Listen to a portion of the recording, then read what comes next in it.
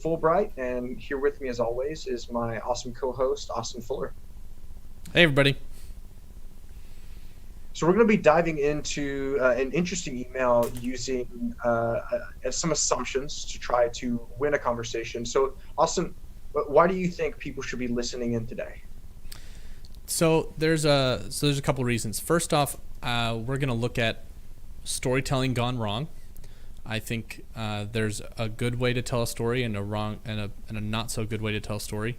And the other reason is I think that we as salespeople oftentimes we get a little bit of we start to put things into writing that are not actually good copywriting techniques that we think are good and sound good to us when we write them, but are not well received.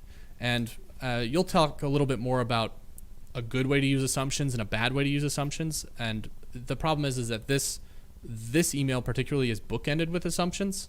It's an assumption sandwich, if you will, and we're going to show you how to write that to be much more concise and to tell a better story that's much more relevant to your prospects.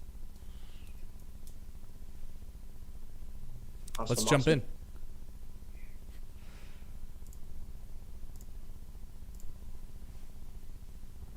Okay, I'll go ahead and read the email here. Hi, Austin. You've identified your audience for your B2B marketing messages. You're ahead of the game. But to win the game, you've got to know where they are and how to reach them. Our company checks both boxes. Our proprietary B2B to consumer ID graph allows you to simultaneously reach key decision makers across all channels: email, phone, digital, social, and even connected TV. If your marketing data isn't absolutely fresh, you're wasting time chasing the wrong people, losing money on campaigns, and potentially paying multiple times for the same data. We aggregate data from millions of unique sources and continuously refresh the entire B2B database, so your data is always accurate. Happy to elaborate on a quick call. How's next Tuesday or Wednesday? Or if your CMO or head of demand generation is a better choice, please introduce me.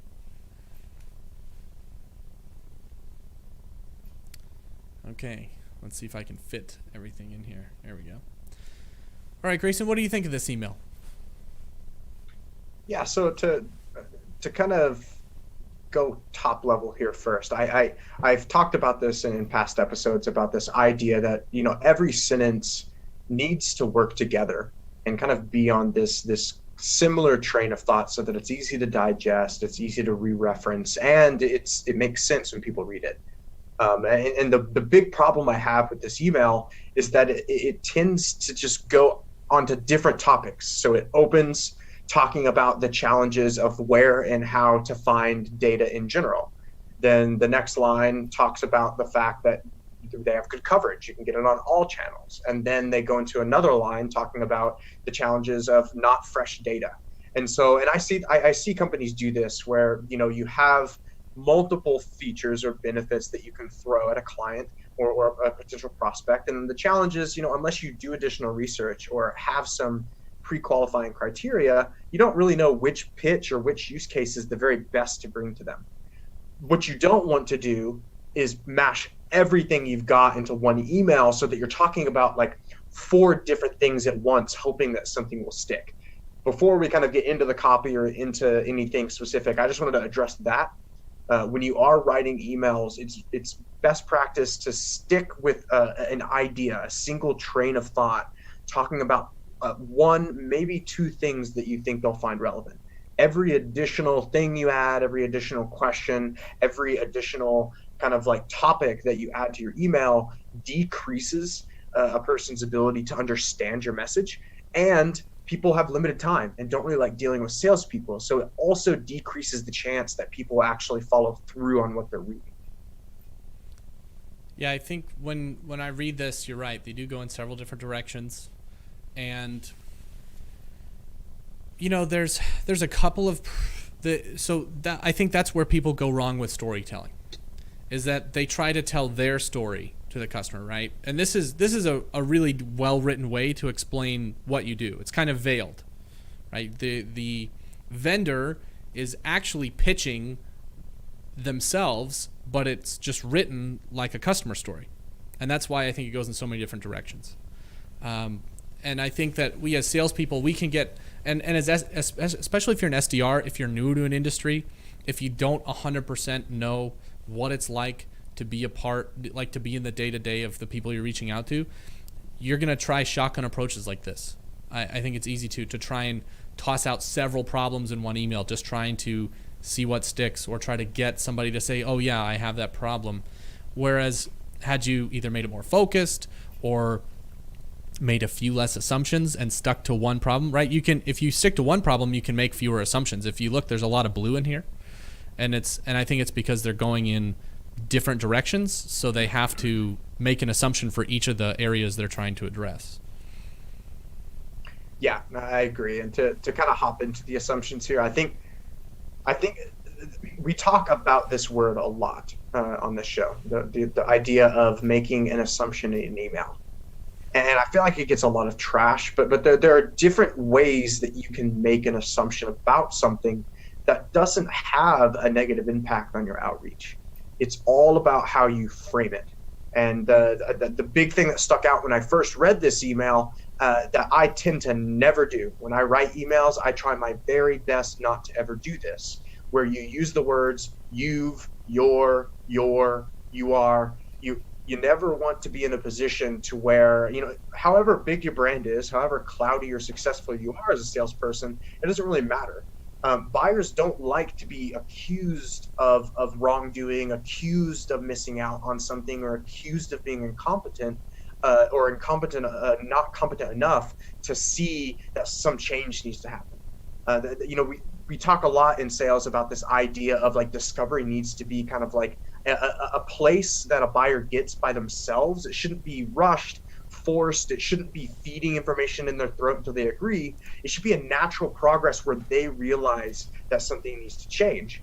And when you accuse people of being an obstacle to change, or if you're accusing someone of not knowing about challenges, it can very easily come off as derogatory, as like you criticizing them, which then gets into a weird game that you never want to get to in cold outreach. You never want to get into this weird game where it's like, oh, you think that I'm doing this. How do you know? Do you know my job better than me? And generally the answer is always no, even if salespeople are very informed. So I'd say when you do use assumptions, do not direct them at your prospect, because it gives the impression that you either know that, which if you do, share it. That's personalization. But if you're guessing, or you're trying to like kind of make a use case that they'll resonate with, there are ways that you can frame it that doesn't come off as trying to say like, hey, I think you're doing this and this is what's happening probably. It comes off as like a very loose guess without a lot of clout behind it. And the other thing too, it's a loose guess without clout, and it offends people, right? The thing is that if somebody's aware that they have a problem to the point where your assumption will work, they're already in market most of the time, right? And let's face it, most of the people you're going to reach out to are not in market, so you're going to offend all of your potential future customers. You're writing something to the masses that's only going to appeal to the minority, and that's going to damage your brand. And if you have a territory, that's going to damage you, right? Because in your territory, if you're an SDR or a salesperson, and you damage your brand in that territory, you're sunk. Like, you have a reputation to maintain, and whether you like it or not, it's going up or down. And if you're making, you call them accusations, right? If you've, insert assumption. If you are, insert assumption, right? If I'm not going through that, I'm going to be very put off by what you say next, just because it sounds like you are either making it my fault, or I'm not smart enough to recognize my own problems. It has to be much more generic. It has to be addressed towards an industry or a role or a segment, right? I think another symptom that's probably hidden here that I think is a good tip for SDRs or AEs in a given territory is over-segment your audience. Over-segment the people you reach out to. Like, this is an email that screams mass email. Like, this was not well segmented. If you segment this out, you can have much better assumptions. You can have, assumptions that apply to more people. And if you write them better, it's going to sound more educational as opposed to accusatory. Anyway, I think that's all I've got for this email. I mean, we haven't talked about the CTA though. Yeah, so I mean, we talked about it in the last episode, so I won't touch on it too much. But this goes back to social capital, where it's always think in your head as a salesperson, because Austin's right. You, whether you like it or not, have a personal brand in your space and in the professional world in general. And when you send messages like this, you have to make sure that your reputation and your position in this conversation is equally weighted. So if you've done the research and you've been working the account and like they know that you know who the CMO is and the head of demand gen is, okay, fine. Maybe it makes sense at this point to say, hey, it's time to introduce me. But if this is a cold email or like the first few touches and you're right out of the gate, kind of assuming that they'd be willing to introduce you to one of their decision makers or one of their bosses, that's a heavy ask. And it's also very inconsiderate. And so I would just, to quickly touch on CT, I would just say be careful about how you leverage social capital. And if you are going to leverage social capital, remember that it is an exchange of value. So what are you giving on your end? Are you just giving a call to elaborate? Or can you actually offer something tangible that shows the buyer what you do? One last thing for this email is the one yellow sentence, the one yellow piece where it says if you're wasting time chasing the wrong people, losing money on campaigns, potentially paying multiple times for the same data. That's all stuff that I've done before, or at least my company has done before, right? So I actually have experience with this problem, and that's one of the reasons why I selected this email to evaluate, is because that's a little yellow golden nugget in a sea of blue and orange, right? Of good stuff. That is the story. Right, those are the things you should touch on. If you notice, and this is kind of what I'm talking about with an assumption sandwich, is that it's sandwiched by blue above and below it. And frankly, and I think maybe we'll see it a little bit more in the rewrite, you could take that one sentence and that one sentence could be an email. Or each of those problems, right? There's 3 different problems in there. You're wasting time chasing the wrong people, losing money on campaigns, and potentially paying multiple times for the same data. Each of those could be a different email. And you could write something that's much more relevant to the people about those problems in those targeted emails. So anyway, that there is a kernel of good in here. It's just not written correctly. It's not deployed the right way. Shall we go on to the rewrite? Let's do it. Okay, here we go. Weight Watchers for our email got real slim. Hi, Austin. I hear from sales leaders every day who get burnt by data providers. Low quality lists, incorrect intel, and out-of-date contact info severely limit a team's ability to consistently hit growth targets. If your company is seeking fresher data and faster access to new buyers, I can follow up with a custom list of targeted prospects for your reps to call, email, DM, etc. Compliments of our company. Are you open to a quick conversation about this? All right, so my initial impression, first of all, is that, so this is a really good story, right? If you're a sales leader, you've bought lists. We've actually bought lists of data we already have. We've bought lists of data that was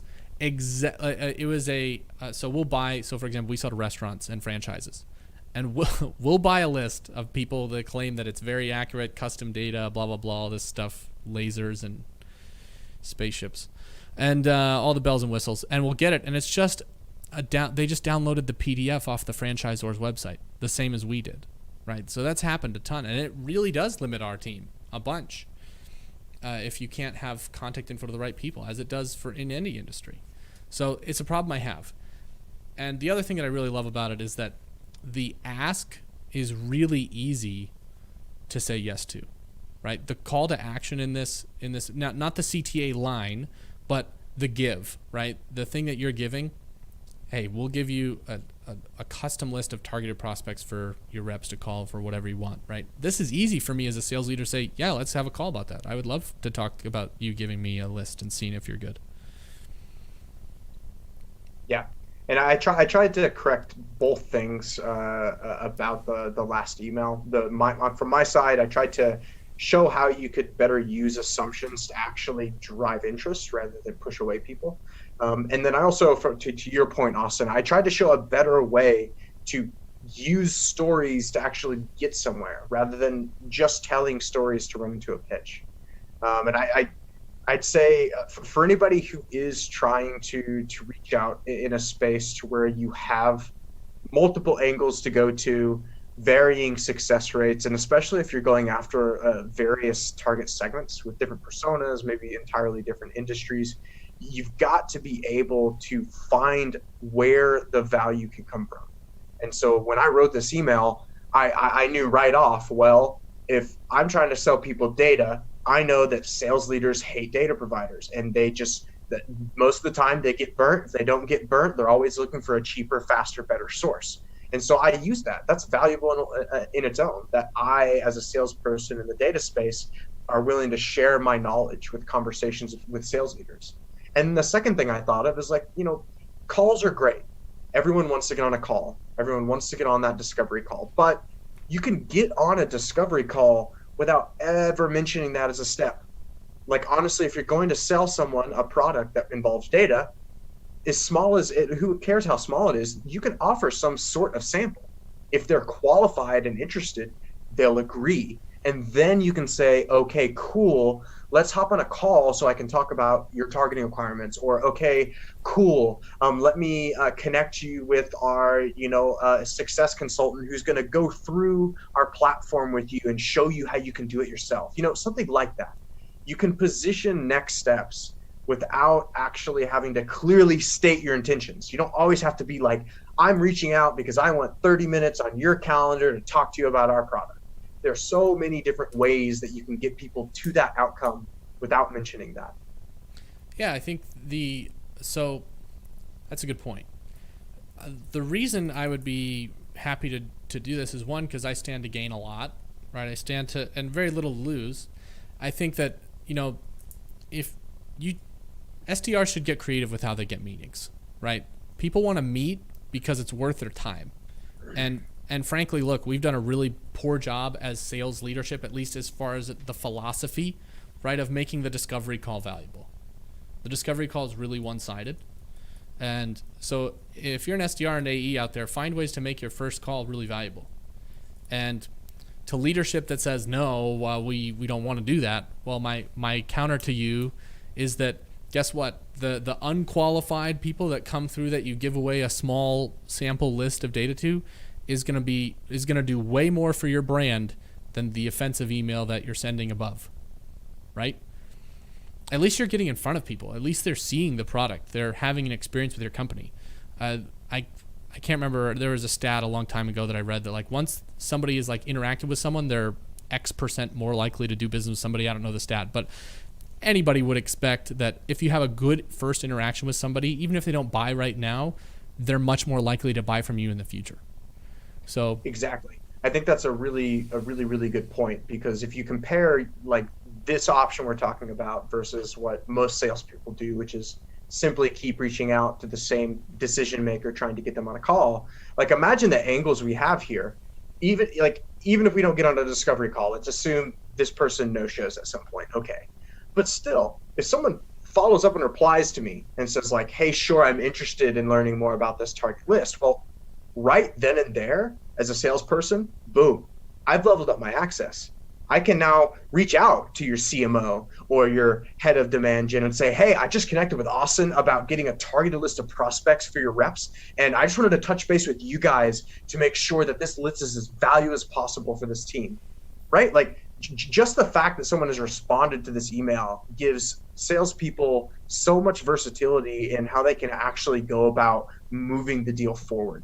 And to kind of touch on the point of like this ask about the call, I really do think that you could get more out of it by simply laying out value that provides a future path.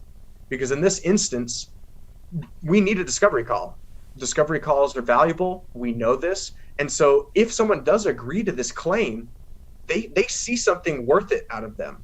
And then all we'll need to say is, hey, cool, we want you to do that. We want to get you to that future state. We're definitely going to need to connect first, so that we make sure we're on the same page, we make sure this is a good fit, and that we make sure we have expectations set before we get this for you.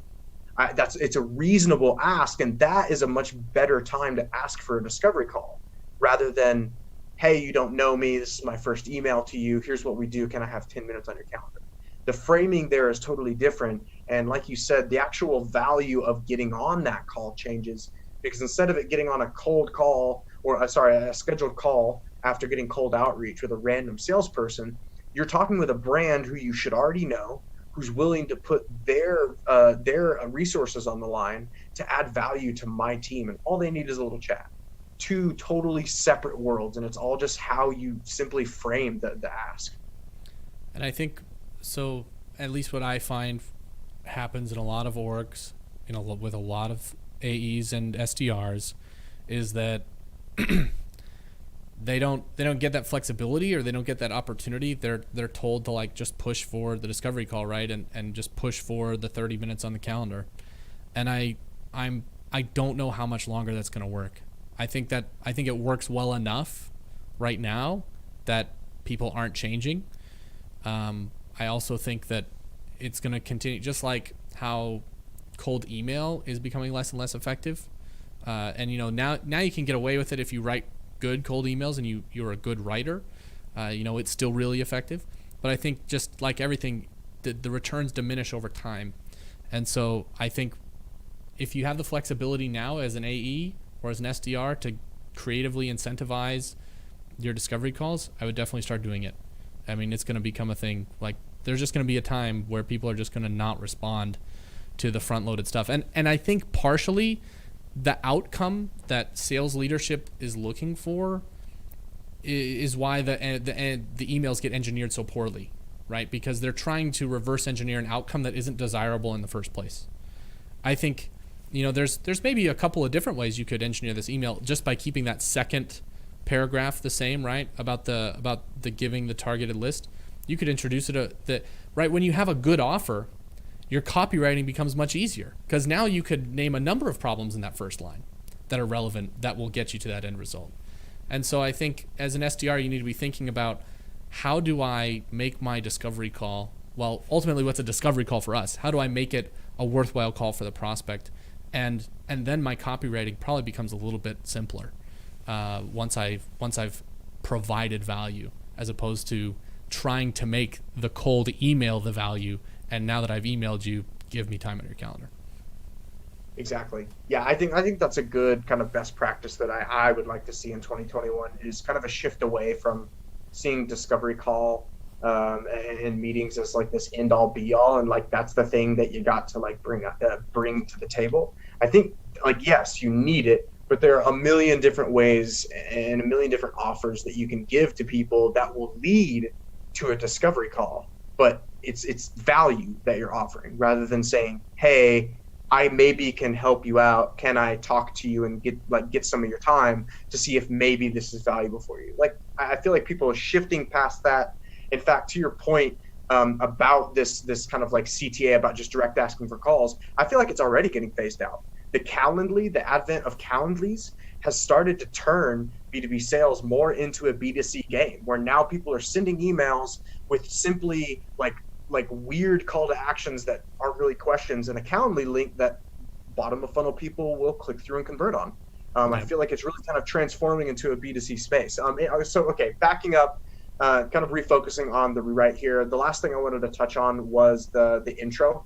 I think when you're looking at telling a story, stories are so powerful in outreach, but you can't just tell a story. I don't think it's good enough to simply be good at telling a story that gets people interested, because that's kind of like, you're going up on the roller coaster and you think you're about to get there, but then you're just stuck. That's what happens when you tell a good story and then don't actually close it out with something that's actionable. And so what I did here, and what I often do when I tell stories in emails, is it's kind of like the okay, but like, why does it matter? I answered the questions by saying, hey, I hear from sales leaders every day who have this story, and the story is this, and this, three things that hopefully you are relating to lead to this damaging future event. I didn't just tell a story and say, hey, you relate to this, right?